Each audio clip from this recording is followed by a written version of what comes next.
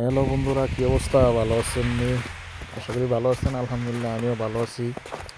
তো আজকে বাহির হলাম, দেখেন কি পরিস্থিতি।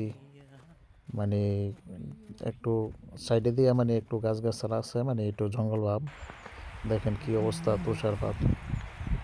বাড়িঘর খুব কমই এদিক দিয়ে, খুব পাতলা পাতলা বাড়ি। তো এটা হচ্ছে সামনেরটা হচ্ছে রাস্তা। এটা গাড়ি দিয়ে পরিষ্কার করে যায়, গাড়ি দিয়ে খালি পরিষ্কার করে গেছে, দেখেন।